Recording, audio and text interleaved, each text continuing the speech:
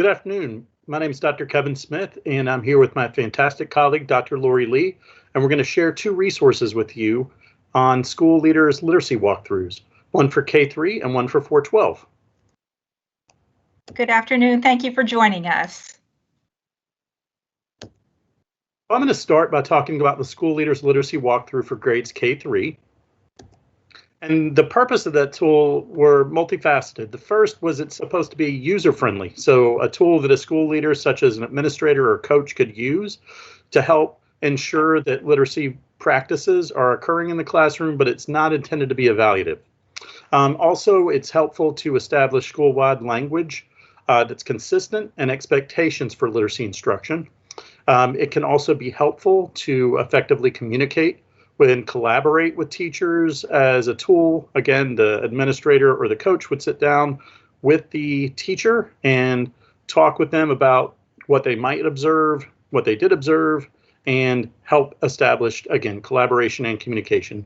It also can be helpful to identify evidence-based practices. We know that educators come from a variety of walks, whether a school leader or a teacher, and it can be really helpful if there aren't a deep understanding of evidence-based literacy practices. It can also help, again, enhance that knowledge base for both teachers and leaders and determine what needs might be there for both coaching and instruction and what resources might be needed to address those needs.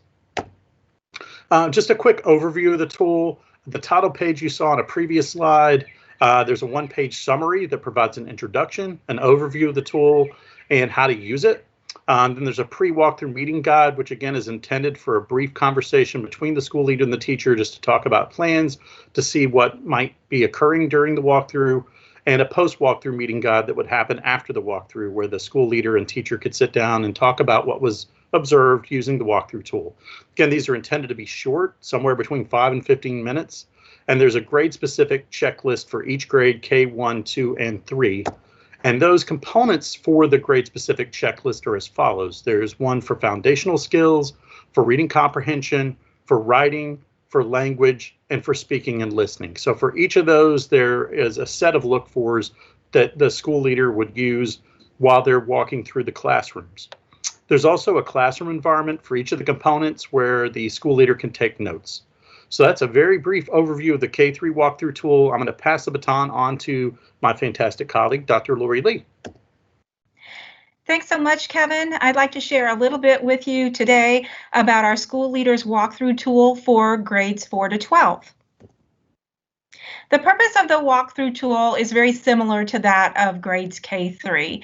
It's designed to help school leaders to conduct those brief classroom walkthroughs, 5 to 15 minutes, to help them get a sense of what literacy instruction looks like in their classroom. It enables those school leaders to gather data over time, so after a period of time, they can begin to get a sense of what the strengths are in regard to literacy instruction and what areas might need improvement. The walkthrough also helps our school leaders to establish a school-wide consistent language and the expectations that they have for literacy instruction in their building. It will help them to facilitate communication between them and also their teachers, and then help them as well to plan for those professional development opportunities for their teachers. And as Kevin shared, just as a reminder, this tool is not meant to be evaluative of teachers, but rather to give our school leaders a really good sense of what literacy instruction looks like in their classrooms and in their buildings. So here are the components of the walkthrough tool. You'll find an introduction which shares some background about the tool and also the instructions for using it. The pre-walkthrough meeting guide, which again is very similar to that of the K-3 tool, where the school leader will meet with the teacher and they'll discuss what will be observed when the school leader walks through that classroom.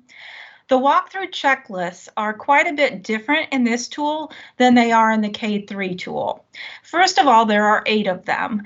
They are first divided into grade bands, grades 4-5, grades 6-8, and grades 9-12.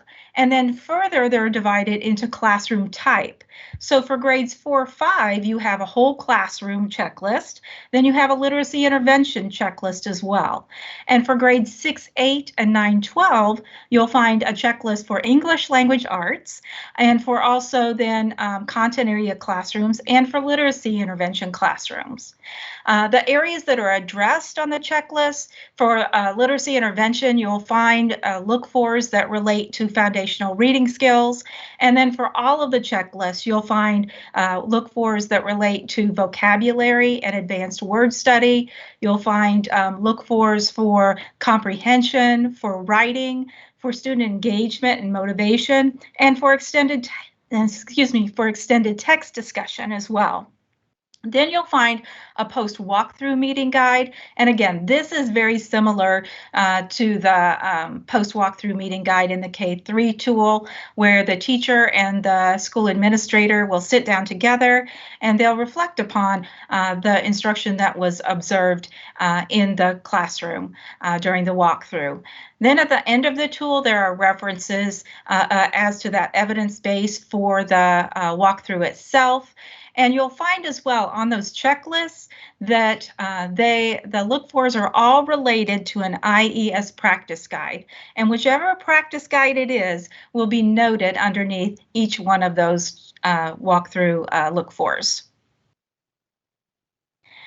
Here you'll find our contact information. Kevin and I would love to hear from you. If you have questions or if you need more information, please feel free to contact us and we'll be glad to respond and provide you with any information you might need or answer any questions that you might have. Thanks so much for joining us today, and we hope that you find these tools to be beneficial in your work. So hi, my name is Julie Brew, and I'm a researcher at Mathematica. I'm talking today about the What Works Clearinghouse and the types of resources that it offers to support literacy instruction. The What Works Clearinghouse is an initiative of the Institute of Education Sciences within the U.S. Department of Education. And the WWC reviews education research to identify well-designed and well-implemented research, and then summarizes findings from that high-quality research. The goal is to help educators and decision makers identify and implement evidence-based practices. So I'm going to talk today generally about the types of resources available. And if you want to learn more about the content of specific WWC literacy resources, I encourage you to attend our other sessions. So as shown in this infographic, there are several ways to identify which interventions and approaches are backed by high quality evidence of effectiveness. So first, there are practice guides, and these are focused on identifying evidence-based practices to address specific challenges that educators face in classrooms or schools. And there are a number of practice guides focused on topics within the literacy area. So for example, there is a practice guide on foundational skills to support reading for understanding in kindergarten through third grade. And another example is teaching secondary students to write effectively. Practice guides include 3 to 5 recommendations of practices supported in studies that meet WWC review standards. And these practices are typically low or no cost, so they can be adopted by classroom teachers or other educators on their own.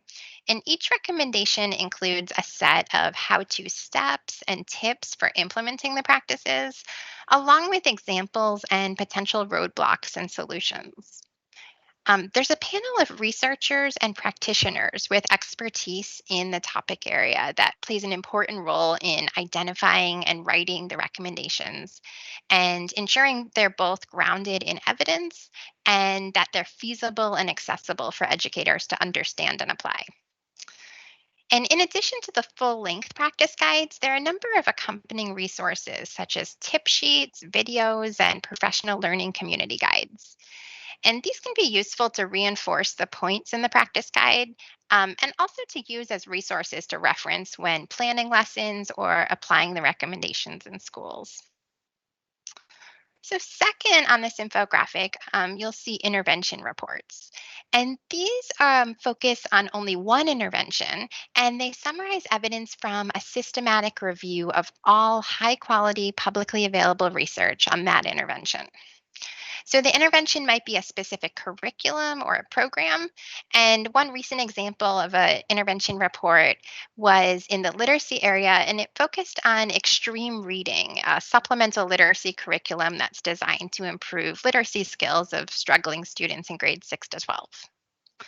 So, intervention reports include a detailed description of the intervention, information about how and where it's been implemented, and a summary of the effectiveness of the intervention at improving various student outcomes. So, finally, there's a third type of resource that might be useful in identifying evidence based interventions and approaches, and that's individual study reviews. And these individual study reviews are the ingredients or the building blocks that go into practice guides and intervention reports. But users can also access the results of these individual study reviews to learn about the quality of research and the findings about effectiveness in individual studies. So, this could be useful if there's an intervention of interest that's been reviewed by the What Works Clearinghouse, but it doesn't have a full intervention report. And it might also be useful if users want to know about findings for a specific type of setting or a population that's included in a given study. So, all three of these types of resources are found on the WWC website, and this infographic includes some useful links and summaries of each type of resource. And now I'm happy to take any questions that you have about the What Works Clearinghouse or the various resources available.